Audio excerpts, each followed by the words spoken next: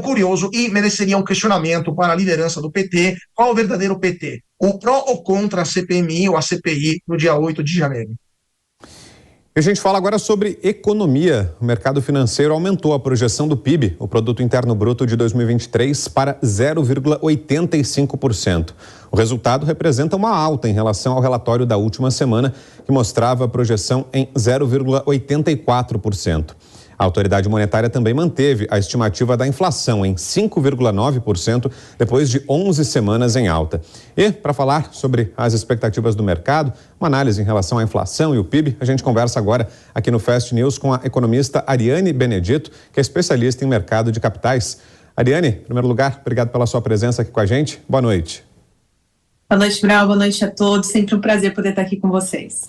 Esses números todos que eu trouxe são do Boletim Focus, que é o relatório que é divulgado toda segunda-feira pelo Banco Central, que reúne a análise de mais de uma centena de economistas em relação ao futuro da economia brasileira. Queria a sua análise, Ariane, em relação a esses números. São dados positivos?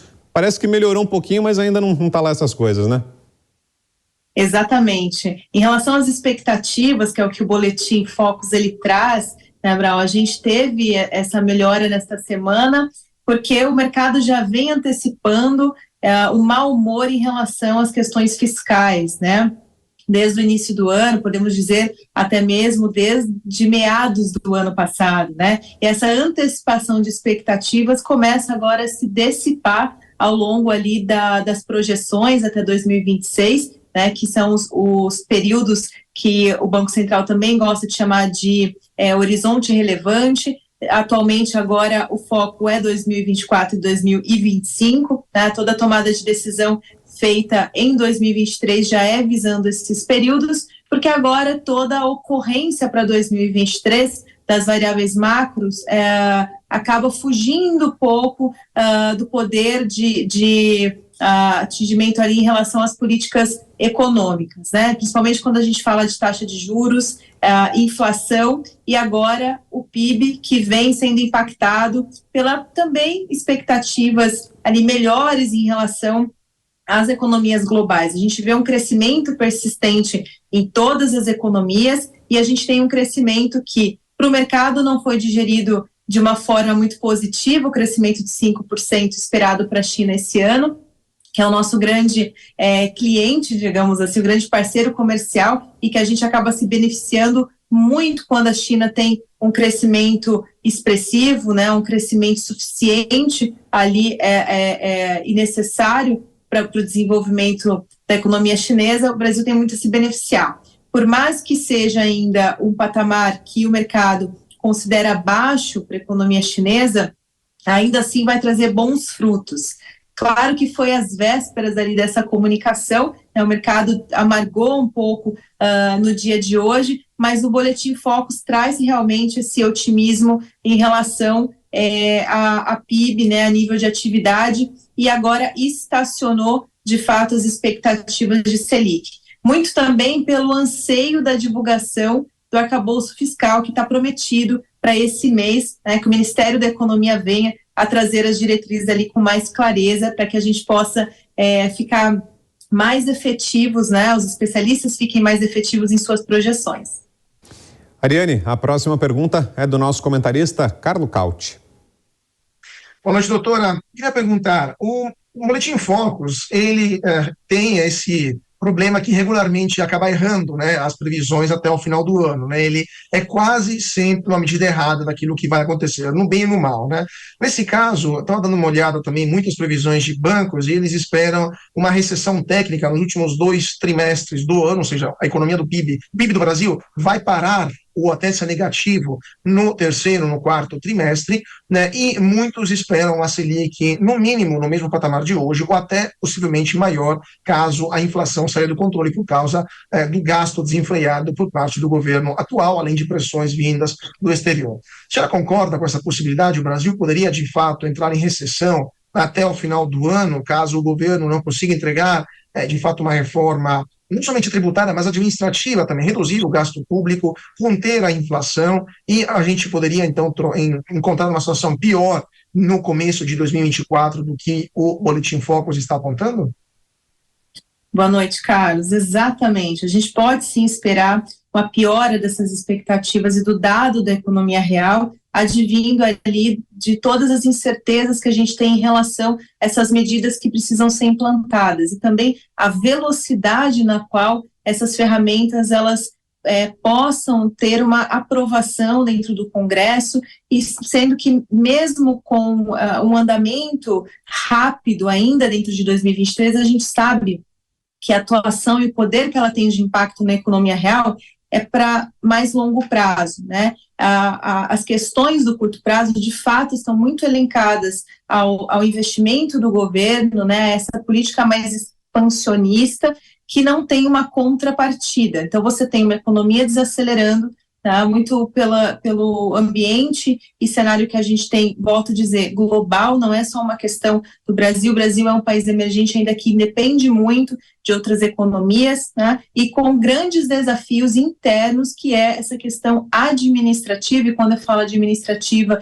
não estou falando só do poder público, da estrutura do poder público, mas administrativa no sentido de gestão, né? De conseguir andar com propostas, com ferramentas como as reformas que você citou, que dão uma abrangência maior de discussão e possibilidade de mudar, porque a gente está falando de Constituição, né? Tudo se pode querer fazer, mas a gente não tem tempo hábil e também ferramentas que você pode simplesmente modificar ou tirar. Uma Constituição que faz uma amarra entre essas diretrizes, né? Principalmente quando se fala de fiscal. Acho que o grande problema hoje que impede que seja rápido o remédio para a economia brasileira é essa questão das amarras que o arcabouço fiscal ele tem e que impede que a gente faça uma movimentação mais fácil, mais rápido, né? Mas eu acho que as reformas são as principais ferramentas que o governo tem, que possibilita arrumar a casa, vamos dizer assim, né? Consiga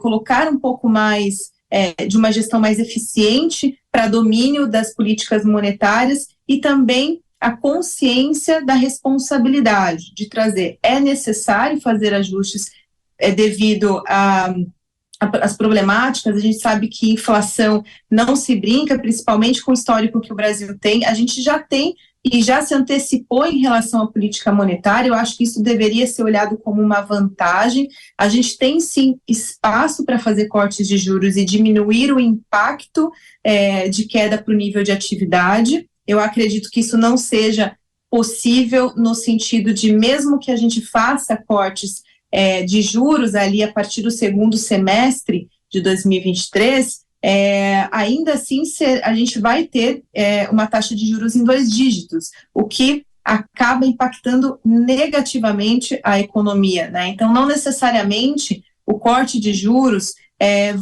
a diminuição, né, dos juros vai ser suficiente para trazer um nível de atividade melhor. Se a gente tiver algum tipo de complicação ainda no cenário global, isso piora as expectativas. Então, a gente ainda tem muitos vetores de impactos negativos maiores do que os positivos, e por isso que existe essas projeções que para o final do ano a gente acabe vendo ali um PIB desacelerando, até mesmo negativo. A gente tem uma sazonalidade de início de ano também, a gente carrega ali mesmo com a medição que frustrou as expectativas no final de 2022, a gente ainda tem um carrego positivo desse PIB, né? Há uma expectativa também de melhora para a agropecuária, que frustrou nessa última medição, foi o pior setor que trouxe de resultado para dentro do PIB. Pode ser que tenha uma contribuição positiva, mas não necessariamente ela vai se manter ao longo do ano. Agora, Ariane, a economia tem sido um dos assuntos aí que mais gera divergências políticas, né? Discussões acaloradas entre o presidente Lula e o ex-presidente Jair Bolsonaro, ou entre aliados deles, né? De um lado a gente tem os apoiadores do presidente dizendo que receberam do governo Bolsonaro uma herança maldita, um cenário muito difícil. Do outro, os aliados do ex-presidente Bolsonaro apontando que não, que a economia brasileira terminou 2022 muito bem, na contramão do restante do mundo, em uma situação muito melhor que outros países, com indicadores muito positivos, com inflação menor, com crescimento maior do que outros países, inclusive países desenvolvidos. O que é que se tem de fato nisso tudo, Ariane, de lado a lado? Qual que é o cenário real da economia brasileira? Foi tão bom quanto um alega? Foi tão ruim quanto o outro alega? O que é que se tem nisso tudo, Ariane? 2022 foi um ano desafiador, que a gente teve grandes eventos, né, tanto externo quanto interno, e eu acho que a gente conseguiu crescer 2,9, né, no ano. Com toda essa situação, eu acho que deve ser uma conquista. Até mesmo quando a gente olha para o nível de mercado de trabalho, que a gente teve uma diminuição da taxa de desemprego, eu acho que também isso é uma grande conquista, né? A gente voltou muitos indicadores de atividade dos próprios setores com uma recuperação pós-pandemia. Eu acho que isso tudo tem que levar em consideração por um cenário positivo de 2022. Eu acho que os acontecimentos de 2022 não impactaram necessariamente, muito pelo contrário, né? A gente, no início de ano, começou com uma expectativa, um consenso de mercado muito ruim para 2022, depois, na sequência, a gente teve guerra entre Rússia e Ucrânia, um desafio para os dias de hoje, de forma global. A gente saiu muito bem dessa turbulência. Na sequência, a gente teve eleições, digamos assim, uma eleição bem diferente do histórico brasileiro, e a gente conseguiu passar por isso e ainda fazer um PIB positivo, né, ter ainda dados satisfatórios.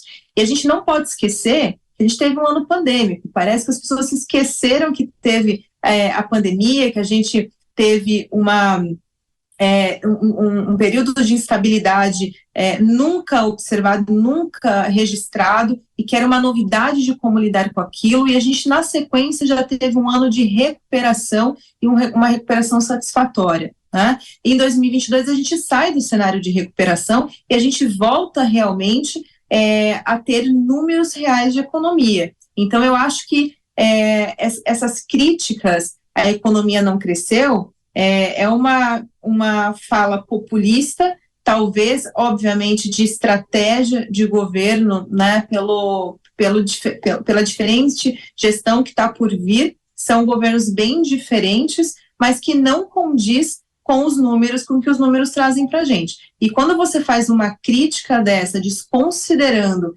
todo o histórico desses indicadores, você está fazendo uma crítica à instituição. Se a gente não puder confiar na instituição que faz a medição dos nossos números econômicos, a gente vai confiar em quem? E a maior parte dessas instituições é do próprio governo. Carlos.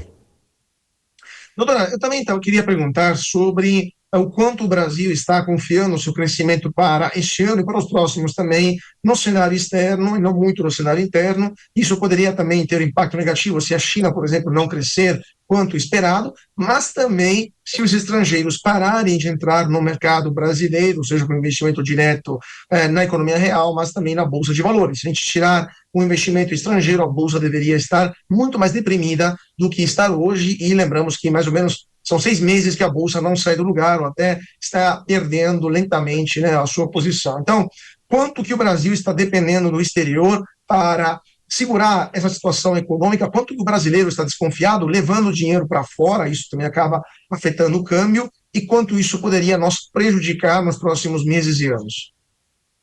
Perfeito. Nós somos muito dependentes de fluxo. Tá? Se você olhar os anos anteriores, você vai ver que sempre início de ano a gente tem uma entrada robusta de capital estrangeiro, tanto produtivo quanto especulativo, e isso aquece a nossa economia, aquece o mercado financeiro, e a gente começa geralmente os primeiros meses do ano e o primeiro trimestre muito bem em todos esses sentidos, né? Esse ano a gente começou com muita aversão a risco por uma questão de incerteza. Investidor não gosta de incertezas, né? Apesar que é a incerteza que faz a volatilidade de mercado e abre oportunidades, né? Em momentos de crise, você tem também oportunidades no investimento produtivo. Entretanto, quando você tem um governo desalinhado, você tem ainda fatores macroeconômicos, né, que não estão sob domínio, você aumenta a aversão a risco e o capital estrangeiro acaba buscando ali a relação risco e retorno aonde ele se sente mais seguro. Acho que o grande ponto que está agregando, né, e dificultando, além do nosso cenário interno, é o cenário global. Então, você tem Estados Unidos ainda anunciando as altas na sua taxa de juros, né? Digamos, a economia mãe, né, tem um prêmio de risco interessante, e isso faz com que a gente perca competitividade. Você tem Europa também no mesmo sentido, e o investidor ele vai pensar por que ele vai tomar risco num país emergente se ele pode ir para uma economia desenvolvida, que tem condições de retomar muito mais rápido o seu ritmo, e apresenta menos incertezas no sentido do principal, que é um governo que garante, né, que você não vai ter muitas intervenções quando o seu capital estiver investido. Então, a gente está perdendo porque a gente não tem muita clareza internamente, e nossas questões são questões que impactam um indicador muito importante que o investidor olha, que é a dívida em relação ao PIB, né?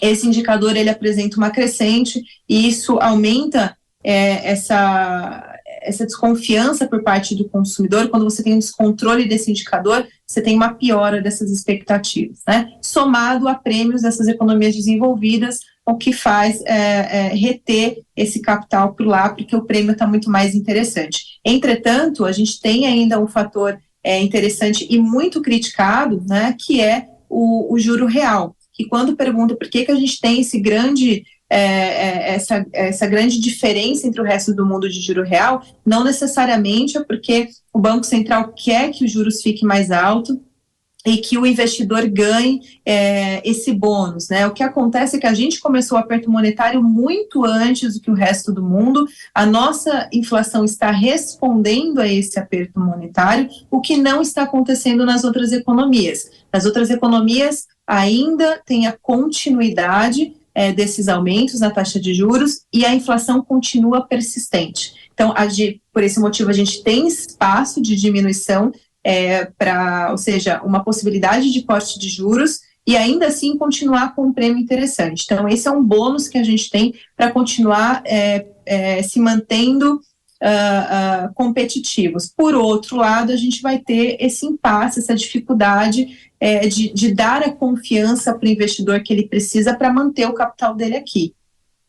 Você falou mais cedo, Ariane, sobre a âncora fiscal, foi um dos assuntos do dia lá em Brasília, né? Tivemos reuniões do ministro da Fazenda, Fernando Haddad, que na prática é a nova regra que vai substituir o teto de gastos, né? O governo ainda pretende apresentar como é que vai ser exatamente na prática essa nova regra, mas vai ser o novo regramento em relação a gastos públicos, em substituição ao teto de gastos.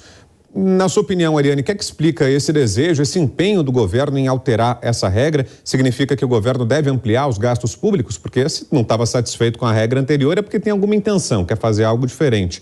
Essa intenção é ampliar os gastos, e isso está gerando preocupação no mercado, Ariane? Eu acho que a intenção de fazer uma política governamental mais expansionista é a característica filosofia deste governo. Eles têm essa questão da intervenção, do maior domínio, e para isso eles precisam de recurso, para movimentar. Então, obviamente, esse diálogo e essa insistência sobre essa revisão do teto, e vale lembrar que o teto não foi um desejo do partido ali que domina esse governo, né? E por isso também deve ser uma questão mais estratégica ali, comercial também do governo, de refutar todas as medidas que foi colocado na sua última gestão. Faz parte do jogo político também de ter essa mudança, essa retirada de todos os programas, de todas as medidas. E o teto de gastos é uma delas, que foi dado ali pelo Temer, né, depois ali do governo Dilma, para tentar administrar, gerenciar melhor os gastos que estavam crescendo abruptamente. Quando você retira uma trava, o teto de gastos é a trava que a gente tem, a garantia que a gente não está dando um cartão de crédito sem limites para o governo gastar e sem dar a justificativa por que está fazendo e está agindo desta maneira. Eu acho que o teto de gastos terá uma resistência dentro do Congresso, porque muitas personalidades que compõem hoje o Congresso brasileiro votou esse teto de gastos, né? Então acho que vai ser sempre uma pauta difícil de passar, mas a gente já percebe desde da aprovação da PEC de transição essa flexibilidade maior em relação ao teto de gastos. Eu acredito que sim, o teto de gastos ele tem que ser revisto junto com o orçamento de forma anual, porque a gente, por exemplo, a gente passou da pandemia para cá por uma mudança estrutural na economia, uma mudança estrutural de demanda agregada que mudou toda a magnitude por exemplo, de aperto monetário, enfim, conduções de política. Logo, teto tem que ser revisto, política dos impostos de todos os âmbitos também tem que ser revistos, né? Então faz parte rever. Agora, retirada, você está tirando a famosa âncora fiscal, que o teto é muito referência sobre isso. Tá? Então, temos que aguardar para ver o que vem nesse arcabouço. Acho sim que vai ser talvez colocado ali no meio da proposta essa discussão mais arraigada sobre o teto de gastos, né? Mas não a retirada e sim a flexibilização, e talvez fique nesse âmbito, mas que realmente vai haver esse aumento para poder encaixar mais despesas ali dentro, com certeza terá. E o que geralmente eu falo, né, e defendo sobre essa questão do fiscal, é que a gente tem espaço para fazer e para cumprir com o que está sendo proposto. A questão é que nós temos travas constitucionais em volta do nosso fiscal que não possibilitam. Então, tudo tem que ser votado através de lei, tudo tem que ser votado através de projetos de lei, e isso leva tempo, né? E até mesmo a convencer o Congresso e a sua maioria para votar e fazer uma medida completa. Né? O fiscal ele é essa ponte mais complexa que a gente tem entre governo e economia. Carlo Cauti, para fecharmos, Carlo, uma última pergunta. Doutora, a pergunta pegando carona na pergunta do Vitor, sempre sobre tributação, uma das propostas que estão na mesa e que muito provavelmente passarão é a tributação.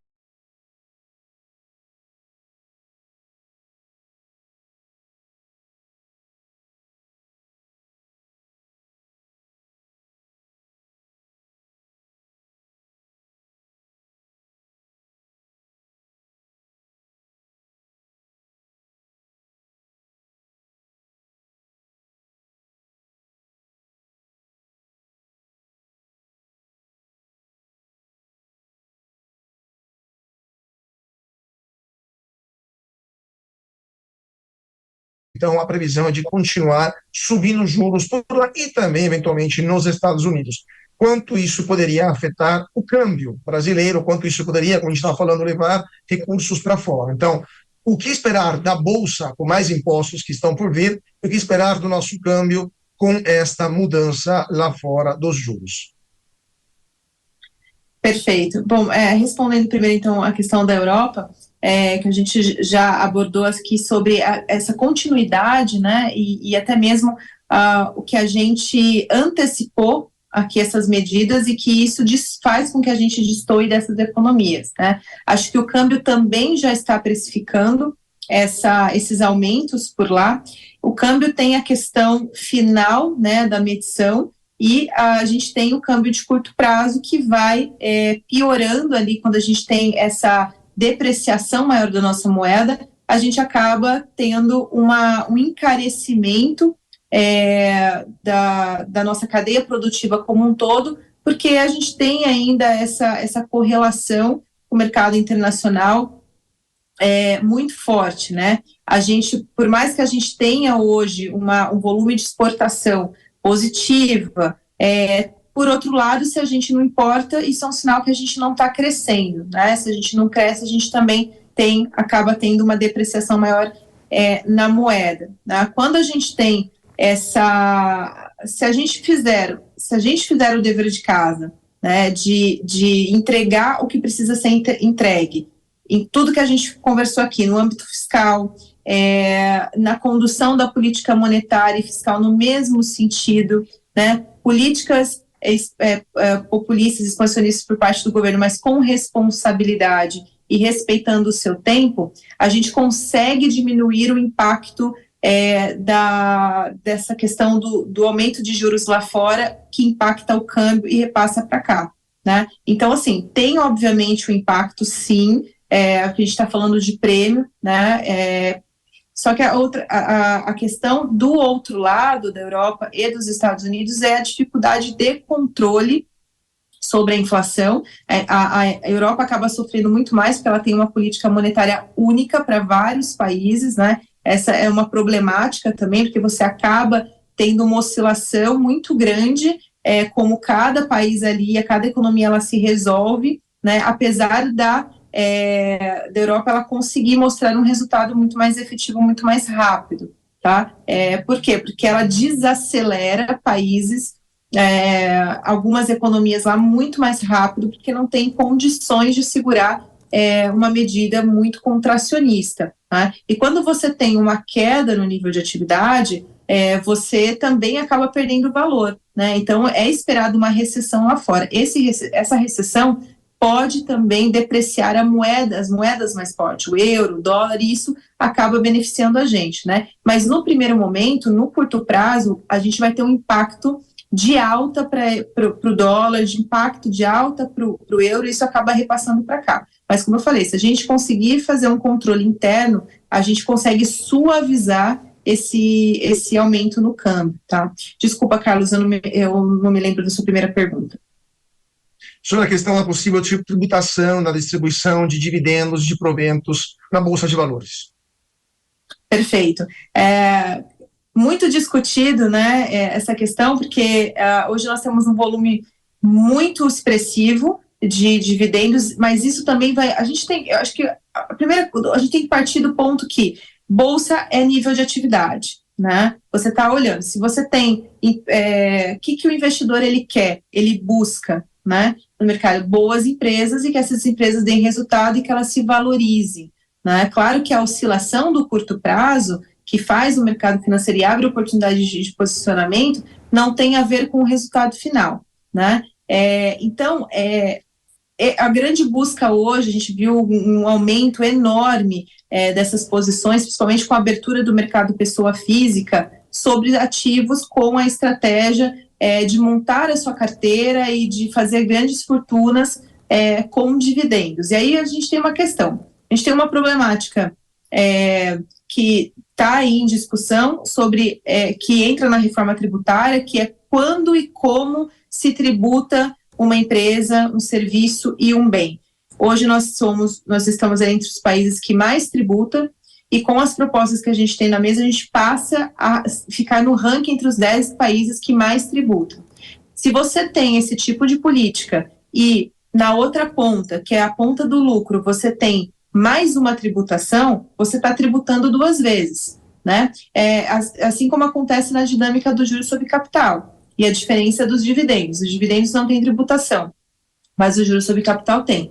Por quê? Porque a empresa, quando ela faz a divisão do juros sobre capital próprio, ela tem uma isenção, né? Então o investidor ele paga, mas a empresa tem uma isenção. Do lado do dividendo, não, né? O dividendo ele é dividido, ele é o lucro líquido. Depois de ter cumprido todas as suas obrigações e pago os seus impostos, você tem um montante livre, né, para você utilizar e usufruir desse valor, ou seja, no caso de dividendos, você já pagou esta conta. Então, eu acho que a medida ideal a ser tomada nesse sentido seria as empresas que farão distribuição de dividendos terão algum tipo de benefício anterior a essa distribuição. Qual será a política de taxação, né, para todos os setores que compõem a economia e as empresas que estão listadas em bolsa e que faz essa distribuição. Ou seja, qual é a vantagem do investidor tomar risco nesses ativos e assumir essa estratégia? Qual é o benefício que ele tem, né? Versus o outro lado de outras categorias de investimentos que a gente tem, né? Então, tem que fazer sentido, o investidor ele busca um prêmio, tá? Por mais que seja volumoso essa distribuição de dividendos, essa distribuição ela é concentrada, né, em certos investidores. Então, a partir de quando vai ser tributado? Vai ser uma tributação fixa, né, para todos os volumes de recebimento, essa tributação ela vai acontecer. Então, são várias questões até formular uma proposta que venha a vigorar e traga esse benefício para o investidor e para a empresa que faz essa distribuição. Qual é o estímulo que você está dando para que essa operação aconteça? Então, sempre vai ser essa discussão. Obviamente o mercado não é a favor, mas o mercado não é a favor atualmente, porque entende que você faz ali uma dupla taxação. Você taxa a produção, você taxa o bem final, você taxa o serviço e você taxa de novo o lucro, né? Atualmente, para esse modelo, não faz sentido algum. Muito bem, essa análise da economista Ariane Benedito, que é especialista em mercado de capitais, esteve com a gente aqui no Fast News. Obrigado mais uma vez, Ariane, pelas informações, esclarecimentos. Muito bom ouvi-la.